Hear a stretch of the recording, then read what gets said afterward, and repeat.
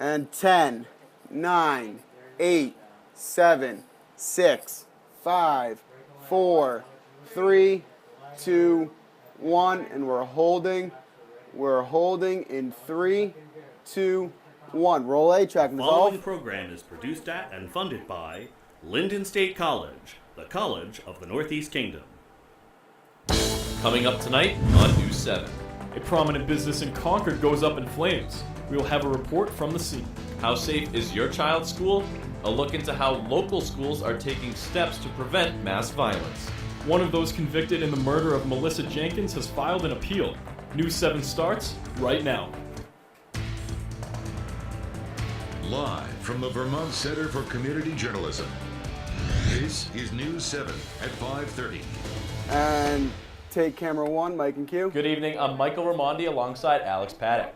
Route 2 in Concord is now open after a massive fire tore through the P&S furniture store. Flames were Stand by reported double around box. 10:30 this Stand by morning, double and box. fire Lower crews third from several on. towns were called out to battle the blaze. And now the work begins just to figure out what happened. And take the double box. News 7's Alexa Richard was on scene minutes after the fire broke out and joins us live from Concord with the latest. Alexa? And take her. Thank you, Mike, and thank you, Alex. Yes, I'm here on scene in Concord. And as you Stand can by, see right roll here B. behind me, the building has been a complete loss. When I arrived here at about 11 o'clock this morning, I saw how intense that the flames got and how dense that the cloud was of smoke. And there were no injuries that were reported, but the road was closed, then moved to about one lane after about an hour, and now Route 2 has been opened. When I arrived here at about 5 p.m. today, Concord Fire Department was finishing up cleaning up the debris, and now they are gone. But earlier today, I spoke with some of the witnesses of the fire. Roll B. Take it. By the time we got here, fire had already gone out the back side of the building. And it wasn't safe to put anybody in. It's a matter of just keep it from spreading up to the house. Some trucks and stuff are up on the back side. Incredible pictures show the magnitude of the fire that broke out late this morning at P&S Furniture on Route 2 in Concord. Flames could be seen from miles away, and residents watched as their neighbor's business went up into flames. It's a shame. I mean, I don't know. It's a big fire. I didn't know if it's going to get away, but I think the wind is killing them. Route 2 was closed Stand by for remote. over an hour as multiple fire departments tried battling the blaze. So we got here, had to set up dump tanks, with portable ponds, and then we've got tankers from 8 different departments here. We get enough water. We're hauling water from 2 places. That was the biggest issue. Concord Fire Department is appreciative for all of the assistance they received. Yeah, it just shows how good mutual aid works.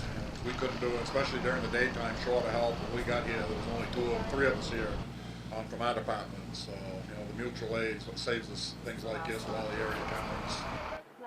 And back to remote. The fire is still under investigation, but we will All bring right, you stand more by, come back to information camera as we 2. receive it. Reporting live in Concord, I'm Alexa Richard. Back to you guys in the studio. And take camera 2. Vermont State Police have identified one of 2 victims that were killed in a fire that occurred back on February 26th. 58-year-old Jeffrey Dobus's body was identified yesterday in the fire that destroyed a small home near Seymour Lake. Meanwhile, the second victim in this case has not been identified. The Charleston fire chief said that this accident is one of the worst the department has seen. And going over to Pat. Alan Prue, who is serving a life sentence for his part in the kidnapping and murder of Stand St. by, Johnsbury roll A. Academy teacher Melissa Jenkins, has an appeal case with the Vermont Supreme Court. Roll A. Defense attorney Allison Take it. Fulcher, who specializes in appeals with the Vermont Public Defender's Office, filed an appeal back in January. Fulcher says Prue's below-average IQ, his limited 9th Stand grade by, education, camera 2 and on his lack of kiosk. involvement with the police are some of the reasons for a retrial. Caledonia County State Attorney Lisa Warren has until April 4th to prepare a counter-argument for the Supreme Court. And we're taking Mike on camera. Columbine, Virginia Tech, Sandy Hook. Parents and Stand by, students roll now B. face the reality that gun violence can happen in a place one considered a safe haven. Here in Vermont, the response to school shootings has been a balance between protecting students and protecting the Second Amendment. News 7's Tyler Catterett reports. Roll B. Take it. Life in Vermont has always involved residents owning guns for sport and recreation. Eddie Garcia is trying to keep it that way. Self-defense is a human right. From that proceeds the political right to keep in their arms. I, for one, will brook no insult to it. But recent acts of mass violence have people talking about gun restrictions and extra precautions in the school setting. There's an acknowledgement of this stuff can happen and will happen. It can happen anywhere. And so there's a lot more training being done for these circumstances.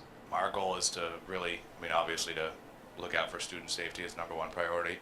And then on us, in addition to that, is to kind of correlate with local law enforcement and local emergency services. Officials say Vermont's firearm-friendly attitude does not have an impact on the likelihood of a school shooting. I don't think it changes the risk. The culture of Vermont being a pro-gun. That's the last for flags. I don't think it really changes things as far as the school culture goes, or the safety risk. It's not the gun order, the sportsmen, the people that like to go to the range and shoot their assault rifles, as people call them. Those aren't the ones that we're concerned about. There's no problem here to fix. That's why we resist these attacks on our rights. It seems to be the trendy thing to do. Some members of law enforcement also worry about an overreaction in the wake of well-publicized violent events. The problem that I think we're heading in is that there are people that want to remove guns from the world, no matter who you are, and we're allowing a couple of, not a couple, but some bad people who take guns and commit violence to take away the freedoms of those folks that are, it's tradition, it's family tradition, and owning guns is not a bad thing for them. While that may be the case, America's classrooms have seen firsthand what happens when guns fall into the wrong hands.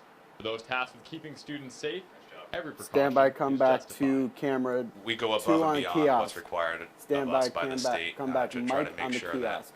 we've opened those lines of communications and that we're doing the best that we can in case anything ever happens. We always hope that it's never going to, and then plan for the worst so that we're prepared. And so far, the worst has not happened here.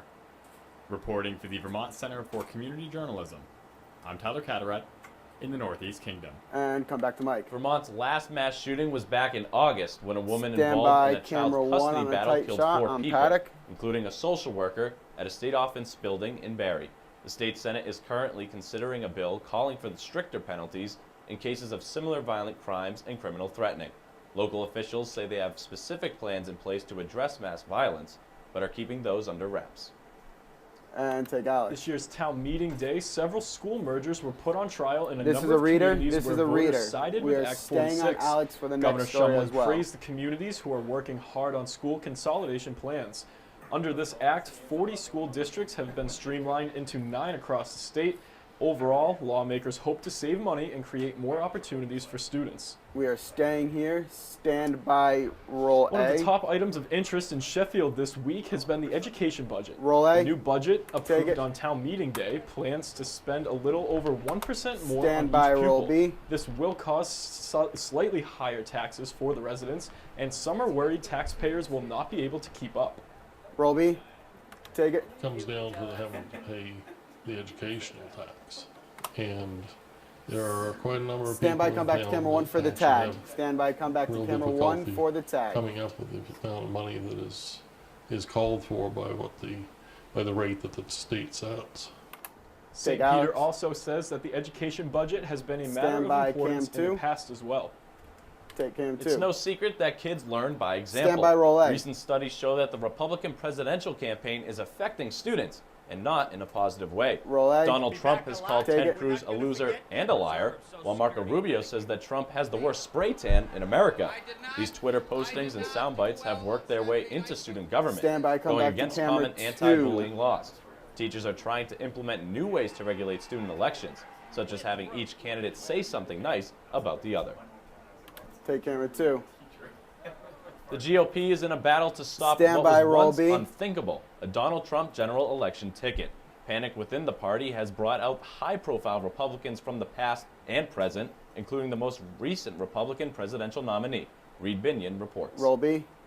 Take it. I think he could do great damage to the party. He already has. Former Republican House Majority All right, Leader guys, Tom this is a DeLay minute. This is a weighing in on minute. the crisis mode efforts of the GOP to stop the ascendance of Donald Trump after his strong gains on Super Tuesday. It's only too bad that winner didn't take off. There is no tag on this, so it's going straight back to Alex Paddock on a tight shot. Celebration. 2012 GOP nominee Mitt Romney joined that fight recently, hitting Trump on taxes in an interview with Fox News. Frankly, I think we have good reason to believe that there's a bombshell in Donald Trump's taxes. That war of words is set to escalate Thursday, with Romney expected to slam Trump in a high-profile speech just hours before the frontrunner faces his rivals on the debate stage. Trump responded to Romney's planned speech in typical Donald fashion on Twitter, writing, "Failed presidential candidate Mitt Romney is having a news conference tomorrow to criticize me. Just another desperate move by the man who should have easily beaten Barack Obama." Meanwhile, Ben Carson has pulled out of Thursday's debate altogether, also saying in a press release that he, quote, saw no path forward.